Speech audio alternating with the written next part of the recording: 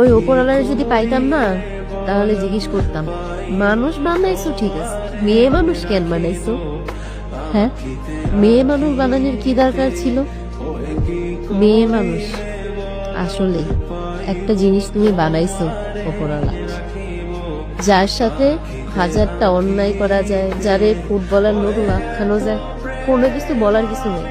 মানুষ তো এমনও বলে যে মেয়ে মানুষ জন্ম নিলে নাকি মাটি কাঁপে ওঠে, যে মেয়ে মানুষ জন্ম নিচ্ছে মাটিতেও নাকি ভয় পায়।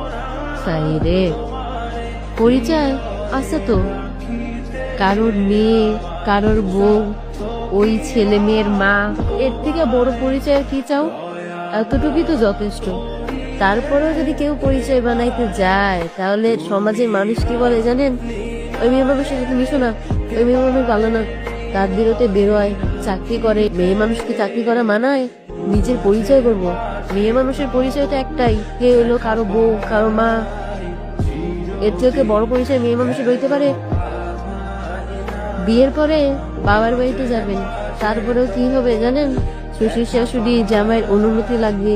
যদি তারা অনুমতি দেয় তাহলে যাইতে পারবেন, না হলে যাইতে পারবেন না। তারপরে ধরেন কান্না করবেন, পারবেন কান্না করবেন, তাতে কোনো সমস্যা নাই। বালিশে মুখ গুজে কান্না করবেন, সংসারের সমস্ত কাজ করবেন, কান্না করতে পারেন, সমস্যা নেই। কিন্তু এই যে মুখটা আছে না, মুখে সব সময় মধুর মধুর কথা বলবেন, আর একটা সুন্দর হাসি রাখবেন, চোখের জল যেন কেউ দেখতে না পারে। নিরিবিলি যে কান্না করবেন সেই সুযোগটাও নাই। এতটাই মেয়ে মানুষকে ভালোবাসে ভগবান যে নিরিবিলি কান্না করার মতো সুযোগটাও সে দেয় নাই। ওয়াশরুমে গিয়ে কান্না করবেন, তাতেও সমস্যা আছে। বাড়ির লোকজন বলবে, কি করা হতো সময় ওয়াশরুমে? বাড়ির কাম কাজ ফালায় ওয়াশরুমে গিয়ে বসে থাকো। সবসময় মনে রাখতে হবে তুমি কি, তুমি হচ্ছে একজন মেয়ে মানুষ।